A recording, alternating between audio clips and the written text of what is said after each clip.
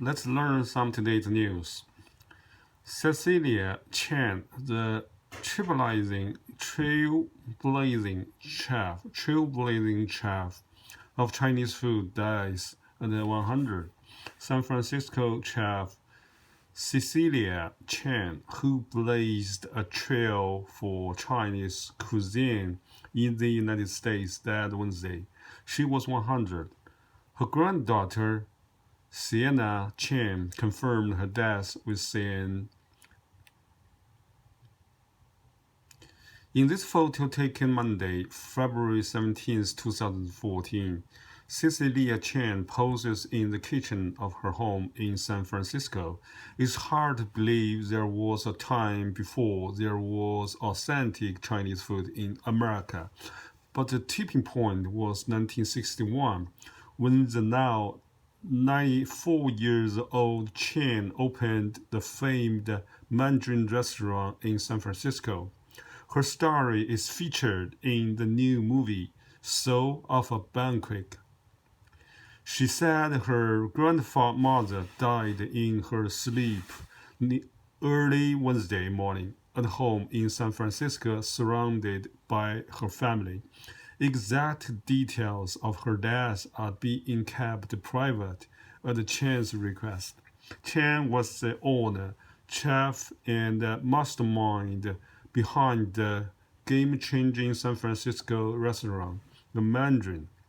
She is widely credited with bringing real Chinese food to America and was a celebrity chef before celebrity chefs were popularized. I was missed my grandmother's gracious warmth, her fearlessness, her wit and vibrancy, her ceaseless curiosity, how informed she was, and her ability to indulge in life. Sienna Chen told CNN, I will miss learning from her century of stories, which were endlessly entertaining and incredibly wise. Long road to San Francisco. Chen, who was born near Shanghai, came from an upper-class Chinese family. Her husband was a diplomat in Japan, and although she wasn't shy about acknowledging her good fortune, she faced other, perhaps more hard-won obstacle, convincing the dining public that Chinese food didn't have to be Thursday's cheap takeout option. Chen, who moved to the Bay Area in 1959, had her work cut out for her.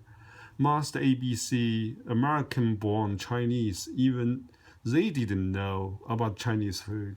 Chen explained in an interview with CNN Travel in 2018. Never having been to China, this group also needed to be educated on the difference. It wasn't enough to present unfamiliar dishes to customers of the Mandarin, her 50-seat restaurant on Park Street. The refined side of Chinese food. The year was 1961, and Chen insisted on showing dinners the refined side of Chinese food. The restaurant's wine list was part of her strategy. Chen says she wanted to upgrade the Chinese dining experience. To do this, she also needed to be hyper-aware of aesthetics. In 2018, Chen was excited to join a group of Bay Area chefs at Alice Waterhouse for a meal and conversation. The Mandarin, which would later occupy a much larger space in Galeria de la Square, wasn't like other Chinese restaurants. Its dissonance was purposeful. Is this Chinese restaurant? Chen says people asked her all the time. The Mandarin did not serve chop suey or chow mein. two standard dishes on every Chinese restaurant in the United States at the time. But this is exactly what Chen wanted to avoid. In fact, her early brushes with Chinese food in America had left her unimpressed and determined to show San Francisco what Chinese food was really like. Not only was Chen a woman trying to run a restaurant in a male-dominated industry, but she was also attempting to educate diners. Changing people's minds was complicated, and Chen, who had been retired some 20 years ago when it was died, at one point remarked that not a single existing restaurant could compare to the Mandarin. Wonderful memories. Chen's ownership of her success was refreshing. 2 years ago, while Chen was working on a project for CNN with four other notable Bay Area chefs, she shared a story about food writer Ruth Reholt's fondness for the Mandarin. Years after the restaurant closed its door, Reholt told Chen she wishes it were open so she might have the pleasure of dining there again. Chen proudly shared her memories, including stories about famous regulars who used to fly down to San Francisco via private jet every weekend just to dine at her restaurant, as fondly as she talked about her next great food adventure, one of life's greatest pleasures. What a loss of genuinely lovely lady. I was so inspired while spending time with her over the past couple of years. She was a force of nature, said Oakland-based chef Tanya Holland, one of the Bay Area chefs Chen broke bread with over a lively discussion of the current food and dining space. Cecilia Chen enjoyed dining out and talking about food with other culinary stars. She deliberately and unceasingly championed outsiders, trying to make their mark in food, both Chinese and otherwise. Her granddaughter said, I hope she is a signal and an inspiration to people with marginalized identities to always believe in your own worth and knowledge and to be uncompromising about your culture. Getting together in the Bay were into her 90s. Chen would be found flying to Tulum to eat at Rene Radizi Norma Moscow, a short-lived pop-up, or getting together in the Bay Area with industry pal Alice Walker. Chen was a model for living life to the fullest. Over a cold beer and a red pork in her San Francisco home in December 2018, Chen offered a simple piece of advice: have fun. You don't know about tomorrow. Sewage testing shows countries is flush with COVID-19 cases. When Rose in Chastity and her colleague started testing wastewater in Tempe, Arizona, it was 2018 and they were not looking for coronavirus. They were tracking the opioid epidemics. But because they were set up to sample the city sector by sector, they were able to switch gears and begin sampling sewage for evidence of coronavirus. We were ready for this. In Changsti, told CNN, now the city is regularly sampling sewers to keep an eye on the pandemic, and things are not looking good in parts of the Tempe, and they are not looking good in Boston or in Reno. Nevada, or in many other cities across the country. As daily coronavirus count top 70,000 as measured by standard testing, sewage testing suggests things are going to get a whole lot worse. It's a leading indicator. In Chastity said, the proof is in the Pope. Across the country, cities and universities are testing sewage to monitor the virus. Studies suggest it's a useful way to augment standard person-by-person coronavirus testing. And while a sewage sample cannot point to an infected individual, it can give an indication that infections are circulating in an area, a neighborhood, or even in an individual building. Early on in the pandemic, it became clear that the COVID-19 virus makes its way into the digestive system and could be found in human feces. From there, it's just a quick flash into the sewers. Marina Marters, co-founder and CEO of BioBot Analyticals, which is analyzing sewage for dozens of customers, said sewage testing can show virus is starting to circulate even before people start showing up at hospitals and clinics and before they start lining up for COVID-19 tests. People start shedding virus pretty quickly after they are infected and before they start showing symptoms. Martins told CNN the results are clear on the Massachusetts Water Resource Authority website, which displays BioBot analysis of data covering 2 million NWRA customers in the Boston area.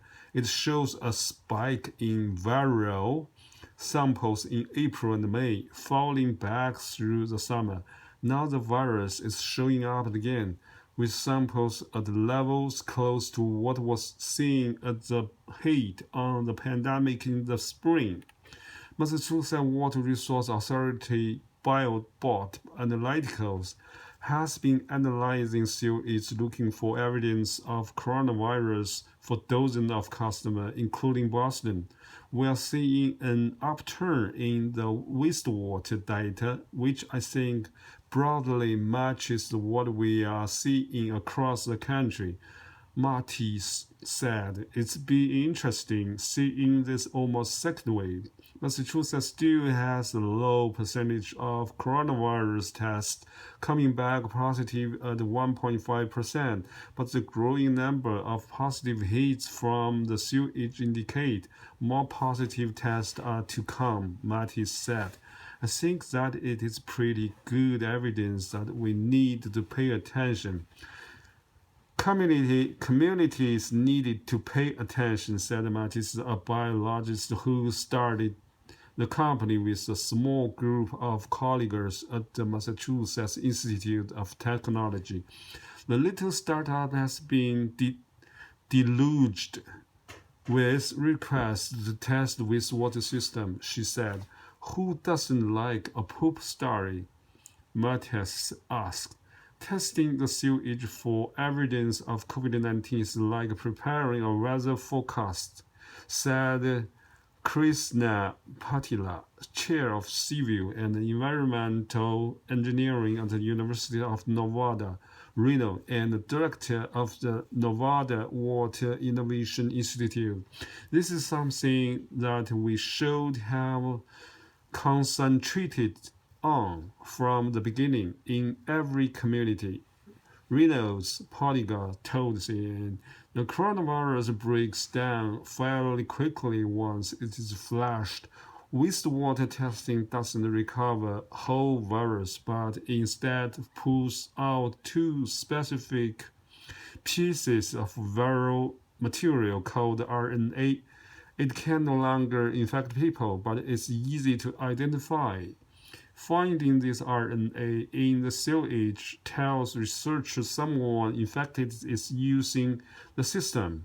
The more RNA is there, the more people are infected. We will know a few days in advance.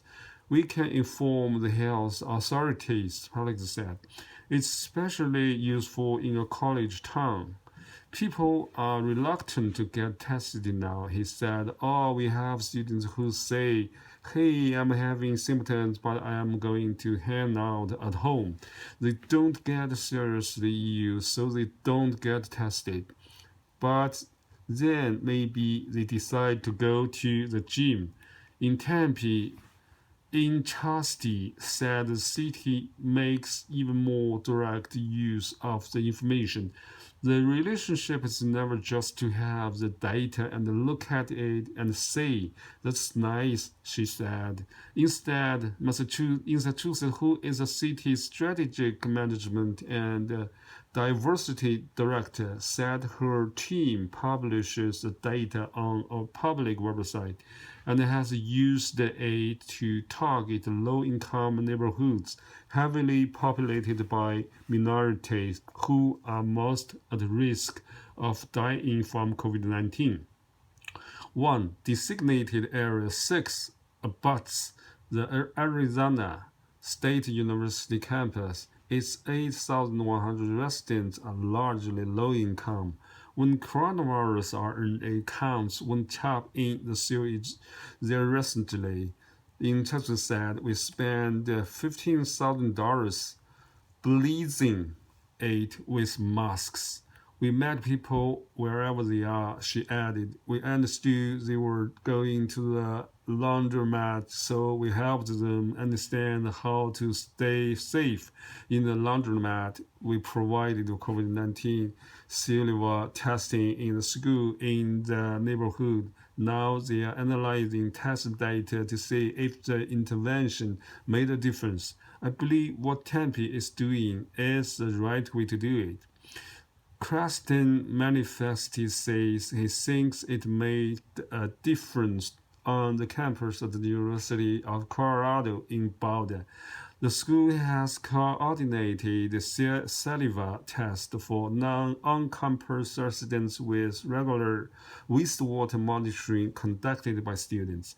They look at the data daily, said an assistant professor of environment engineering who normally studies how microbes interact with chemicals people excrete in their waste. There's a lot of information that people flush down the toilet, manifestors said. Numbers shoot up in the weeks after students returned to campus in late August, peaking at 130 positive PCR tests on September 17. But they plummeted to just a few days after the city and county of Boulder instituted restriction on college-age residents that prevented gathering of any size, not even 2 people, for 2 weeks. Officials reluctant after a week when students complained of safety issues, allowing those aged 18 to 22 to travel in Paris. Currently, 18 to 20 years old are no longer restricted any more than any other age group in Boulder County. Now campus cases are ticking up again, from 1 case on October 16 to 5 on October 22nd and 8 on October 26. But Mattis said the wastewater indicators look good. Most sewers are testing negative, he said. Inchasti and Pillarable said they hoped state and federal officials would pay attention and start using sewage data to monitor the pandemic across the country as a whole and to respond. The U.S. Centers for Disease Control and Prevention has set up a website and is hoping state, tribal, local, and territorial health departments will submit wastewater testing data for a national database. At this time point, estimates of community infection based on wastewater measurements should not be used, the CDC advised. Microsoft detected cyber attacks from Iran-linked actor engaged in intelligence collection. Microsoft Corporation said on Wednesday that it detected an attempt to stop a series of cyber attacks from false followers, which the company described as an Iran actor, with the attacks aimed to target over 100 high-profile individuals. Philosopher an Iran actor has targeted with this scheme potential attendees of the upcoming Monetary Security Conference and the Think 20 T20 summit in Saudi Arabia. Microsoft said in a blog, adding it believed the philosophers engaging in these attacks for intelligence collection purposes. Examination of Meng was necessary, CBSA official, a border official who assisted in the 3-hour detention and examination of Huawei executive Meng Guangzhou before her arrest at Vancouver's airport 2 years ago, says he didn't intend to share passcodes for her phone with RCMP. Scott told the BC Supreme Court Wednesday that collecting the passcodes is routine during second examination of foreign nationals by the Canada Border Service Agency. Macron imposed new virus lockdown as French hospitals engulfed. French President Emmanuel Macron announced Wednesday a new coronavirus lockdown until at least December 1st, hoping to bring under control an outbreak that is poised to overwhelm the hospitals in a matter of days. Things were already looking bleak, and now they are getting bleaker, said Georgia mastered a 28-year-old hardman in Paris 10th after Macron announced a lockdown. RCMP decided the team to investigate the illegal activities at casino. Vancouver, the inquiry into money laundering in BC has heard the RCMP didn't have the resources to investigate the illegal activities at the province's largest casino, while the BC Lottery Corporation didn't have the authority to crack down on suspicious transactions. Ward Compton, the former officials in charge of the Richmond RCMP detachment, said he tried twice to establish a new unit linked to the River Rock Casino, but his requests were denied. Donald Frankenski, a former Tory deputy prime minister, has died at the age of 85. Speaker Anthony Rota announced the news in the House of Commons Wednesday, and MPs held a moment of silence in his memory, whether walking in Brian Mulroney's right-hand man in Ottawa or selling cars in his hometown of Victorville, Atlantic. Mays was known as a down-to-earth farm boy who got the job done. The son of Polish immigrants, at least one died a hurricane that harmed Gulf Coast. New Orleans, Hurricane Zeta slammed into the storm-weary Gulf Coast on Wednesday, pelting the New Orleans metro area with rain and howling winds that ripped apart buildings, knocked out power to thousands, and threatened to push up to 9 feet of seawater inland in a region already pounded by multiple storms this year. The storm killed at least one person, a 55-year-old man, who Louisiana coroner said was electrocuted by a downed power line. In Kentucky Senator race, Louisiana Kentucky Senator Majority Leader Mitch McConnell took a victory lap Wednesday for shepherding army column brought him onto the U.S. Supreme Court, where his Democratic challenger questioned his priorities. Amy McGrath said the Republican should have done more to deliver more coronavirus aid to hurting Kentucky. She called it a symptom of what else to Senator saying that under Trump's leadership everything's being polarized, everything. Thanks for watching.